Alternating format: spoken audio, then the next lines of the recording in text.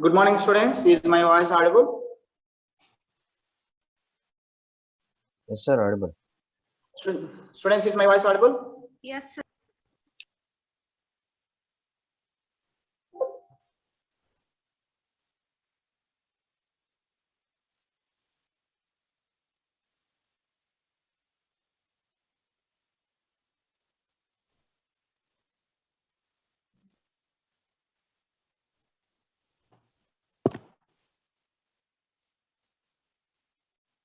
Students, in last class, we have seen thermistors, and in today's class, we will see some more resistive type sensors. First one is magnetoresistors. So here we have a semiconducting materials, or we have some other materials. So those materials will change the resistance by applying the magnetic field on them. Okay. So here we have three types of magnetoresistors: AMR, CMR, GMR, and TMR. So most useful magnetoresistor is AMR, that is anisotropic magnetoresistance. Anisotropic magnetoresistance. And this effect we can see in ferromagnetic materials. We can see this effect in ferromagnetic materials. You know what is ferromagnetic materials? They will be attracted towards the magnetic field. So if we keep our material, ferromagnetic material, under a strong magnetic field, depending on the strength of the magnetic field, its resistance will get changed. So here we have figures.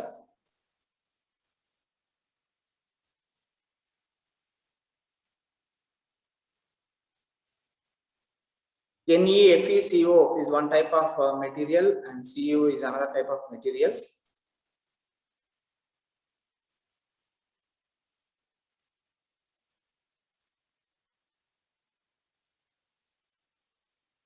Figure B, we can see the quiescent magnetization vector has opposite direction of the magnetic layers. They could also be transverse, that is in and out of the paper plane. An external magnetic field aligns the magnetic moment of both magnetic layers, thus reducing the electric resistance of the structure.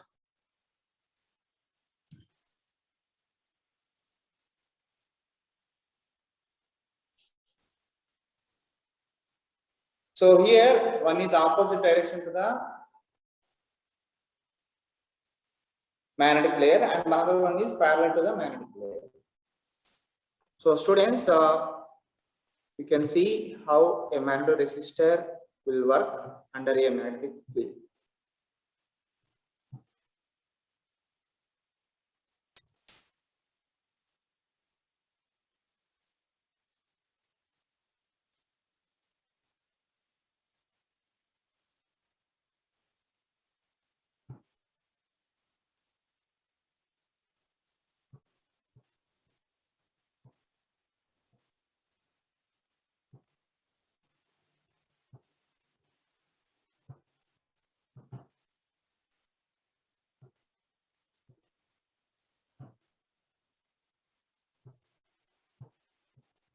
Conductor.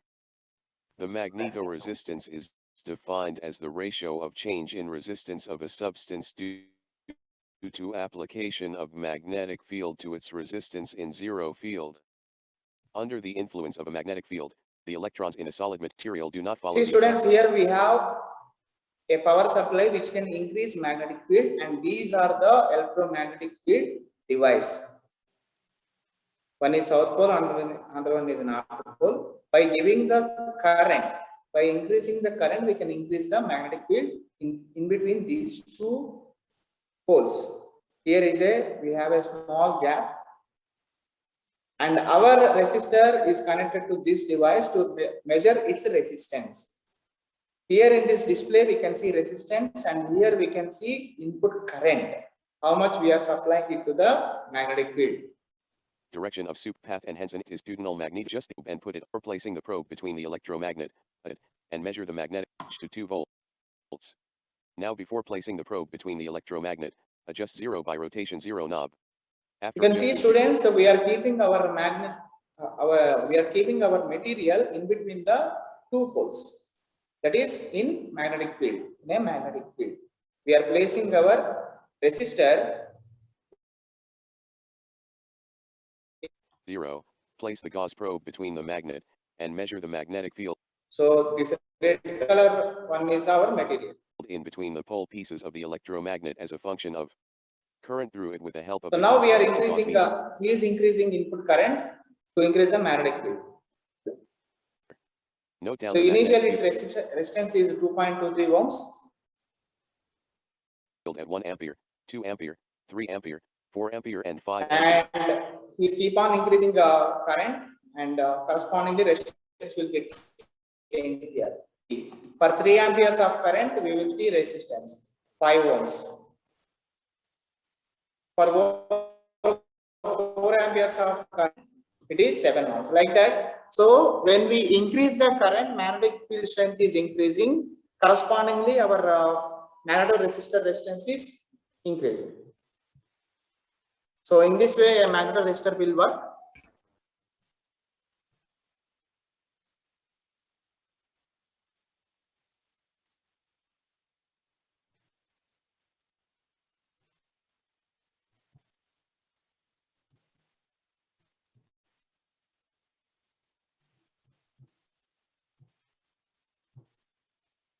So here, applications of magnetoresistors we can use in various biosensors and hard disk drives. So we have many applications for this using magnetoresistors. And light dependent resistor, it is another type of resistor which will work on intensity of the light. If you allow light to fall on the device, its resistance will decrease. And if you obstruct the light to fall on the device, resistance will increase. So here we have the figures. If you allow light to fall on the device, it will work. That is, conducting nature will increase.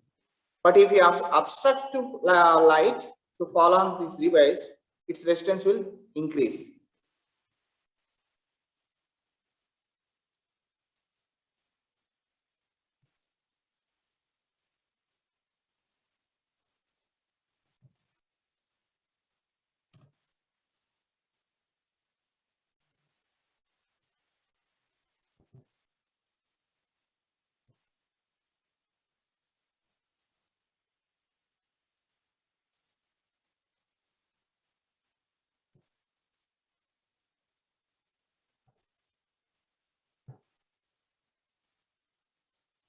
Now we have to perform the LDR experiment. In this LDR experiment, we have to study the VI characteristics of the LDR. LDR, it means the light dependent resistor. So in order to start our experiment, we have to first. So this is a device to verify our LDR characteristics, students, and we have arranged our LDR in this red color device. No sense or apparatus of meter again have a range of 0 to 10. And that resistor is connected to circuit. So this is a symbol of LDR. If resistance is varying, current flowing in this LDR and output across this resistor will change. Volt, you can that is type of light source. So this is the black color device is our light source, and LDR is arranged in this red color device. Now we will see. Now we have the LDR. This is said to be the LDR in which we are using the semiconducting metal plate in order to just emit the electron, or simply we have to calculate the number of falling electrons. Okay, so this is the basic setup. Along with this basic setup, now as per the so for this, for light source, so that weight, so we can part with the meter, find out that if the number, how this can be moved, it means simply totally can find this. So in order to have the different values of the voltage, we can find out here, you can see here that it means radiation. So which he is allowing light to fall on LDR, we will see the effect. Can able to falls on a LDR plate. So the number of photon falling, it simply depends upon that if the number of photon falling within the semiconducting plate is there, accordingly the electrons which are generated, and we can able to find out our current within the milliampere. Okay, so it totally depends upon the needle in ammeter, students. Now he will obstruct the light, then we will see variation of the needle in the distance part. Distance. Okay, so if the distance is less, you can see here distance is less, then He is decreasing length, number of distance between light source and LDR. the current that will be increasing more. If the distance is more, then the current is simply decreasing. Okay, so with the help of this we can able to perform our experiment. So for this we have to first take the we have that when a no amount of light source will be there. So for this we have Between 4 volts LDR and light source. So complete current is 0. is G, which and gain the distance of 4 centimeter. As you mentioned here, the distance from corner to corner side, we simply take it 4 centimeter, Now distance is and very with the less help in of this between 4 light source centimeter, and LDR. our first attempt is So current will be more.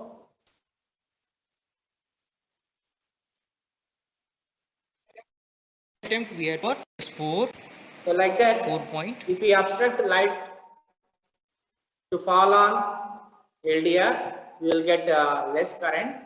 If we allow light to fall on LDR, we will get more current. So whenever we want to measure light energy, we can use this. Depending on the light intensity which is falling on LDR, will give current value.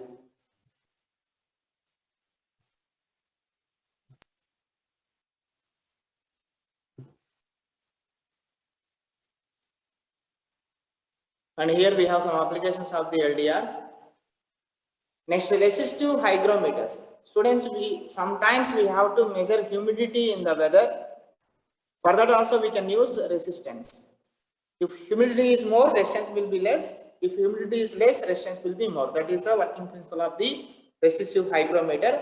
Hygrometer is a device which can measure humidity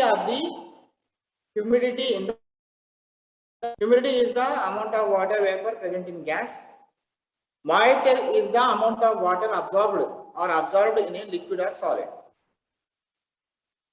The mass of water vapor contained in a given volume of gas is called absolute humidity. The mass of water vapor contained in a given volume of gas is called absolute humidity. The relative humidity is defined as the partial pressure of the water vapor present as a percentage of that necessary to have the gas saturated at a given temperature. Most electrical insulators show marked decrease in resistivity when their water content increases. So that is the working principle of hygrometer. If water content is more in weather or in gas, its resistance will decrease, hygrometer resistance will decrease. If we add hygroscopic medium such as lithium chloride, the decrease in resistivity is more pronounced. So we can use lithium chloride as a resistive material which can react depending on the availability of the water content in a gaseous form. Measuring the variation of electric resistance yields a resistive hygrometer. There are 3 resistive humidity sensors based on the hygroscopic medium. So here we have chemical chemical names: LiCl, BaF2 and P2O5. Conductive polymers or treated surface. The relationship between relative humidity and the resistance in polymer-based sensors is not linear. So as RTD is linear device, thermistor is not linear device. I have shown graph also for thermistor. See, this is the graph of the thermistor. Thermistors are 2 types of positive temperature coefficient of resistance, negative temperature coefficient of resistance. So here graph is showing the negative NTC, negative temperature coefficient thermistor characteristics. So here graph is not linear. So the response of the thermistor is not linear. So in the same way, humidity, hygrometer is also sensor. Hygrometer response is also not linear. Hygrometer response is not linear.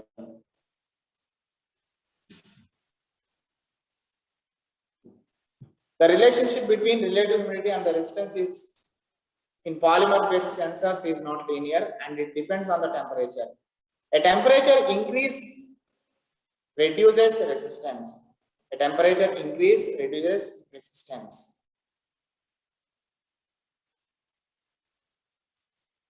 Applications, humidity is measured in high vacuum equipment. Okay, so here we have HVAC, heat, ventilation and air conditioning. HVAC. So HVAC is a short form for high vacuum chambers and air conditioning chambers. To control humidifiers and industrial dryers, for environmental monitoring in medical equipment, in food transportation and storage. So this is very, very important criteria to estimate the humidity. So we have to arrange sensors to transport food and to store the food.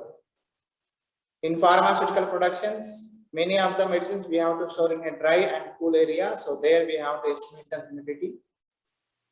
Often relative humidity and temperature are simultaneously measured.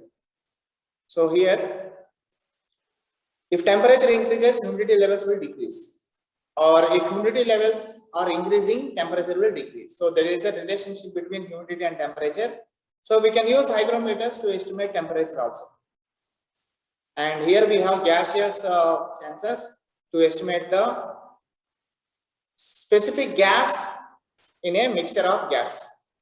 Okay, so we have different types of sensors here. First one is cross-sectional schematic diagram of the carbon monoxide sensor, and B is the package, and first figure is the tin dioxide gas sensor, and second one is the thick film design. First one is tubular design. So here we have two sensors. First one is a tin dioxide gas sensor, second one is a carbon monoxide sensor. So content working principle is same. Depending on the availability of the tin dioxide gas, they will increase its resistance. Depending on the availability of the carbon monoxide, the sensor will decrease its resistance. There are metal contacts for the heater and sensing resistor connected to a metal can package. An emergent and impregnated charcoal filter above the can package secured by a nylon casing enhances the specificity to CO. Here we have carbon monoxide sensor. A wire mesh closes the top opening of the nylon case. Here we can have wire mesh.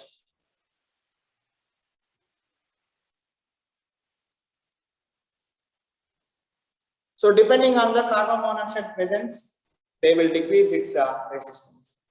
So not only to detect only carbon monoxide, we have different types of gas sensors to detect different types of gases. And liquid conductivity sensors. So working principle is we use these resistors to estimate the specific liquid. To estimate the specific liquid quantity in a mixture.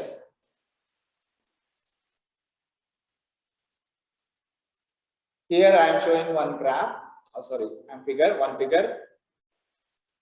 This sensor is called as the Coulter counter. Coulter counter for blood cells release upon the decreased conductance between two electrodes on both sides of small aperture whenever blood cell enters the orifice.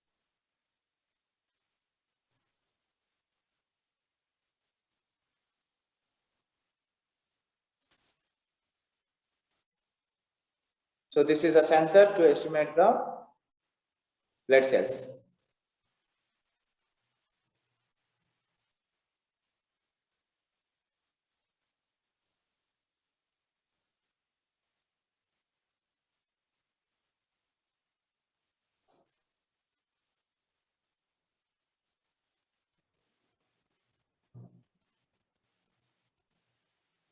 And here we have another sensor which can estimate the levels of specific liquid.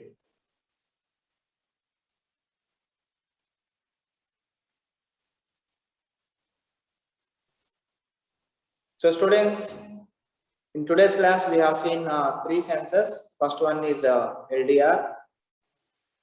First one is magnetoresistor, second one is LDR, and third one is hygrometer, and fourth one is gaseous gas sensor.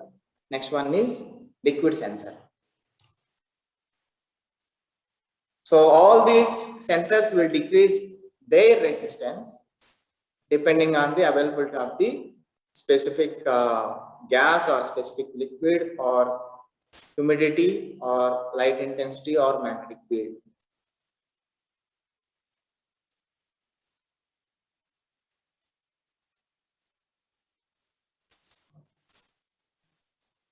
So with this, we have completed first part of the second module. We have second part, students, that is signal conditioning. So in first module, we have seen what is signal conditioning. Sensors will give a signal which is not suitable for the processing. Processing means analyzing. So we need signal conditioning circuits. So in this module, second part is signal conditioning circuits of resistive sensors.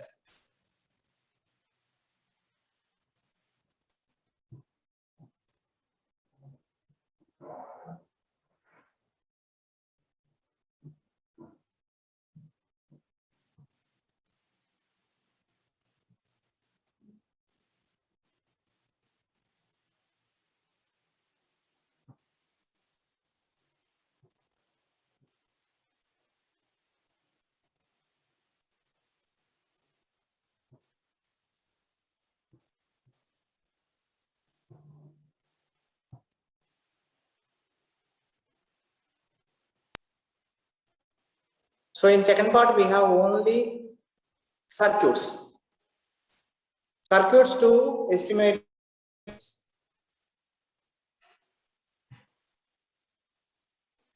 resistance measurement. Resistance is one of the most basic elements encountered in electrical and electronics engineering. The value of resistance in engineering varies from very small value like resistance of a transformer winding to very high values like insulation resistance of that same transformer winding. So here we are taking a transformer example, students. We have two types of resistance, small value and higher values. In between small and higher value of resistance, we have medium values. So different types of resistances we have to measure during the application of the sensors. Although a multimeter works quite well if we need a rough value of resistance, but for accurate values and that too at very low and very high values, we need specific methods. So here we have three types of resistors: low resistance, medium resistance, and high resistance. Below 1 ohm resistance, we will call as low resistance. 1 to 100 kilo ohms we can call as medium resistances, and above 100 kilo ohms we can call as high resistance. Measurement of low resistance. We can have two types of measurement system, meter, students, voltmeter and ammeter. By connecting voltmeter and ammeter to a circuit where we have low resistance, we can estimate its resistance by using Ohm's law. So this is a circuit. This is our small resistance. This is our small resistance, and here we have connected voltmeter across the resistor, and ammeter is connected in series with the resistor. Voltmeter is parallel to the resistor, and ammeter is in series with the resistor. To eliminate this issue, small value resistors are constructed with 4 terminals. 2 terminals are current terminals and other 2 are potential terminals. So small resistors are connected to 4 terminals. First 2 terminals are voltage terminals, Next two terminals are current terminals.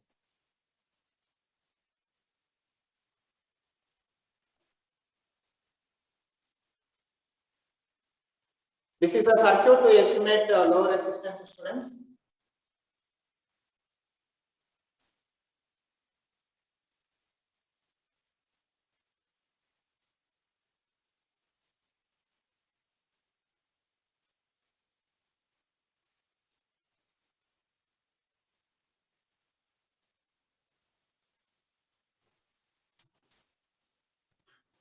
Measurement of low resistance.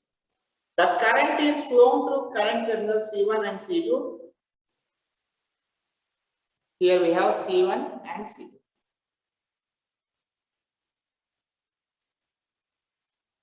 While the potential drop is measured across potential terminals V1 and V2.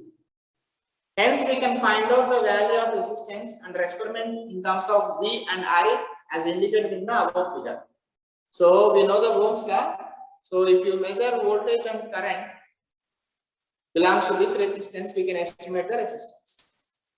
This method helps us to exclude the contact resistance due to current terminals, and though contact resistance of potential terminals still comes into picture, it is very small fraction of high resistance potential circuit and hence includes negligible error. So we can estimate two types of resistances, one from the current and another one from the voltage. Okay, so by using these two parameters, we can estimate the resistance. So if you use different input voltages, the average value we can take as resistance of the given resistor. Measurement of low resistance. The methods employed for measurement of low resistance are Kelvin's double bridge method, potentiometer method, and inductor ohm meter. We are not seeing all these methods. Measurement of medium resistance. Here we have the range of medium resistance, that is 1 ohm to 100 kilo ohms. We have different types of methods: ammeter voltmeter method, Wheatstone bridge method, substitution method, Carey-Foster bridge method, and ohm meter method. These are the different methods to estimate the medium resistance, 1 ohm to 100 kilo ohms.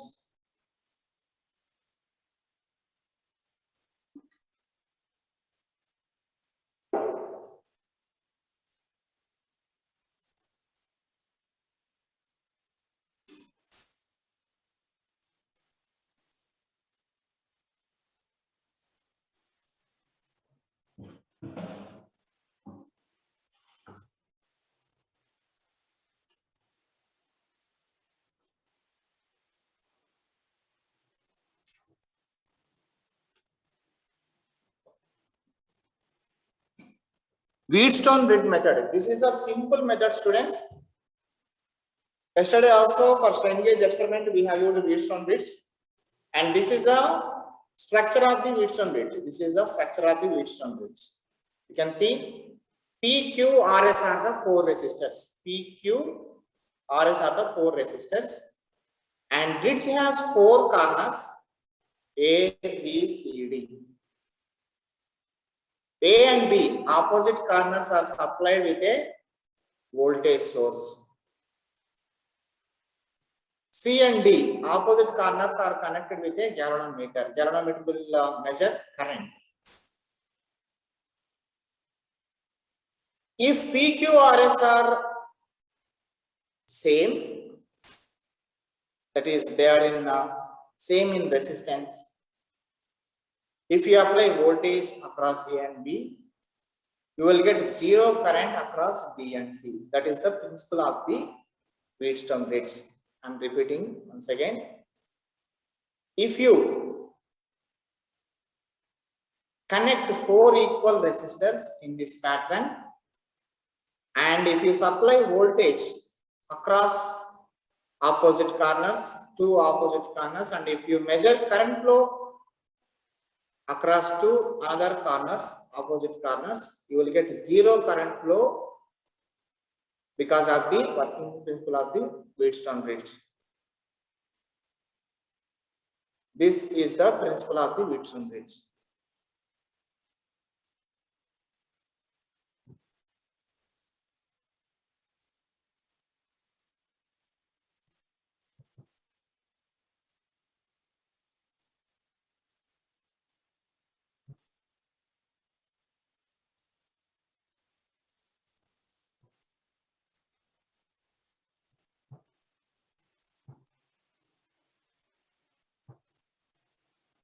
So students, in yesterday's experiment, we have used Wheatstone bridge, and we have connected strain gauge to the Wheatstone bridge.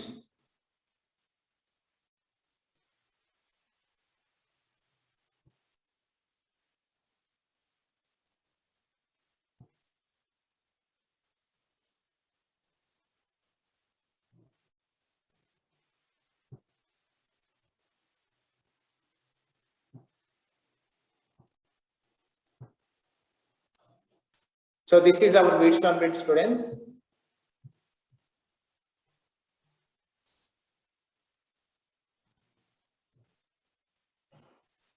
You can see the formula for Wheatstone bridge is I1P is equal to I2P. What is I1?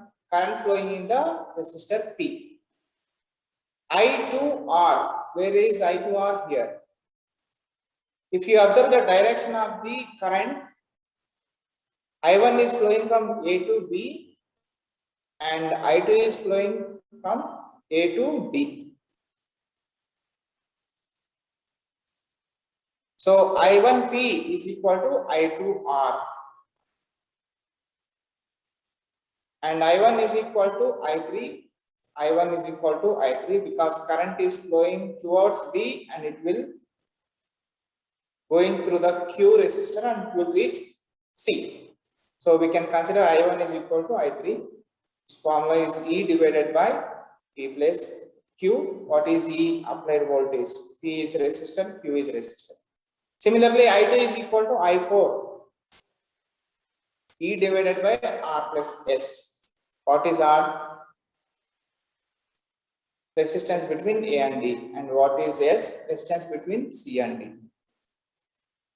Therefore, P by Q is equal to R by S.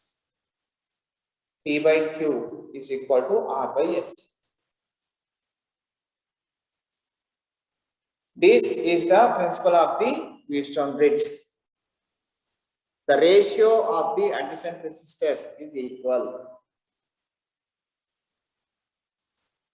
We can express same equation as P into S is equal to Q into R.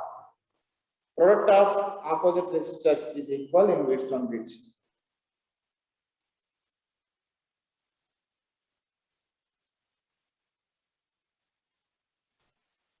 Wheatstone bridge is very important topic. Wheatstone bridge is very important topic.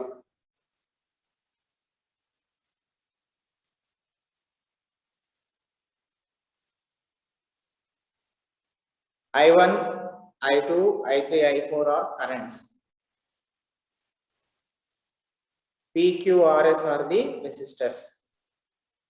And ABCD are the four corners of the Wheatstone bridge.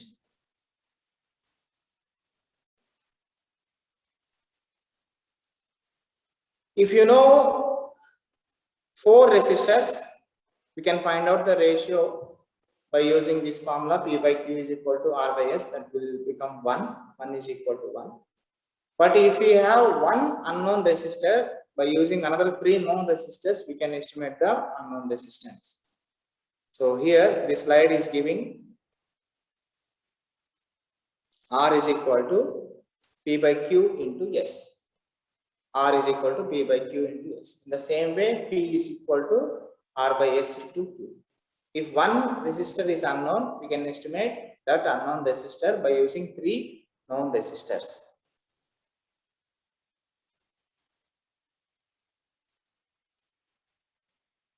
and measurement of high resistance, that is more than 100 kilo ohms.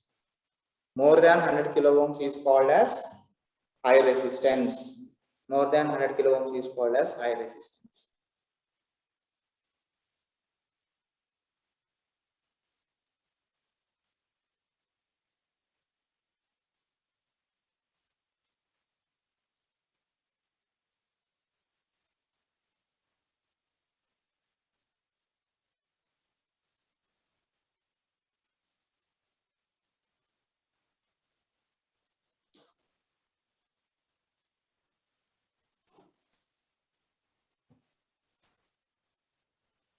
So here we have four methods: loss of charge method, Megger method, megaohm, that is megohm, meg-ohm bridge method, and direct deflection method. We normally utilize very small amount of current for such measurement, but still owing to high resistance, chances of production of high voltages is not surprising. Due to this, we encounter several other problems such as electrostatic charges can get accumulated on measuring instruments. Leakage current becomes comparable to measuring current and can cause error. Insulation resistance is one of the most common in this category. However, dielectric is always modeled as a resistor and capacitor in parallel. Hence, while measuring the insulation resistance, the current includes both component and hence true value of resistance is not obtained. The capacitive component though falls exponentially but still takes very long time to decay. Hence, different values of IR are obtained at differential times. IR means insulation resistances. Protection of delicate instruments from high fields. These are the necessities to find out the measurement of high resistances. In this first method is voltage divider principle. Students, first method is to measure the low resistance by using a simple voltmeter and ammeter. And next we have seen Wheatstone bridge to estimate the medium resistance. We use Wheatstone bridge. To estimate high resistance, we are focusing on the voltage divider principle. So here students, two resistors R1 and R2 connected, and another resistor RL is connected in parallel with the R2. R2 and R load are in parallel. R2 and R load are in parallel. So now a current is coming, that is IT, total current is coming through R1 and it is dividing into two parts. First part is I1, second part is I load. Okay, I1 and I load.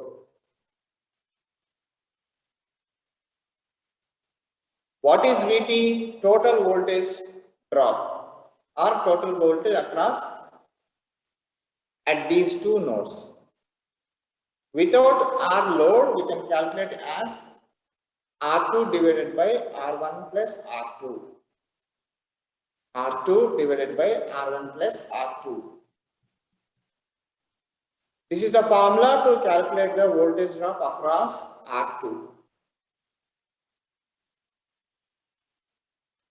But if we introduce a load resistor, it is nearly equal to same value, that is E into R2 divided by R1 plus R2.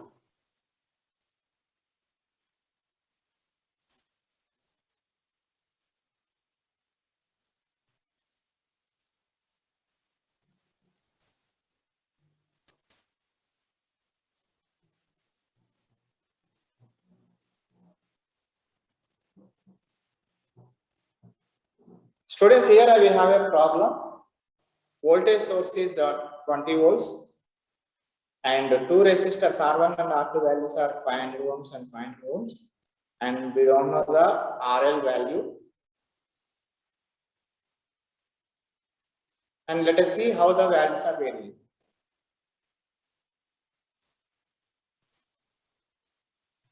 So 20 into 500 divided by 1000.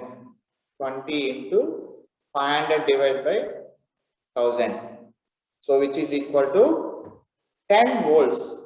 Which is equal to 10 volts.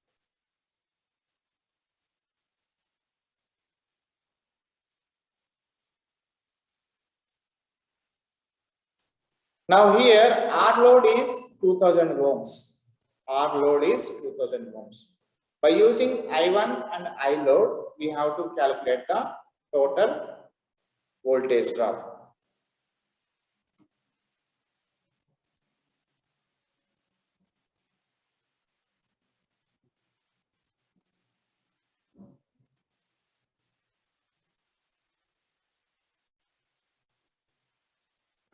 To calculate the voltage drop with the R load, we can use current value.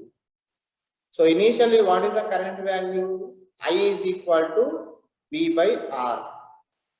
I is equal to V by R. That is 20 divided by 1000, which is equal to 1 divided by 5, which is equal to 0.2 amperes. Now I1 plus I load is equal to 0.2 amperes. With that, we can calculate the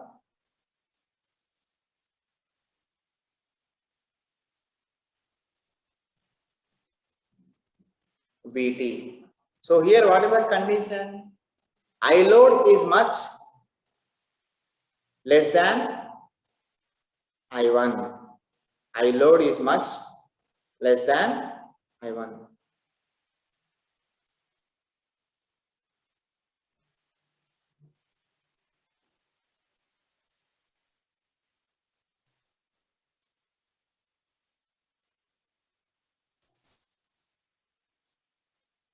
And here we have another activity with voltage source 25 volts and two resistors are 450 ohms and 300 ohms. R load is 5 kilo ohms. And first problem is R load is 1000 ohms. That is 1 kilo ohm. We have to calculate the VT. We have to calculate the VT.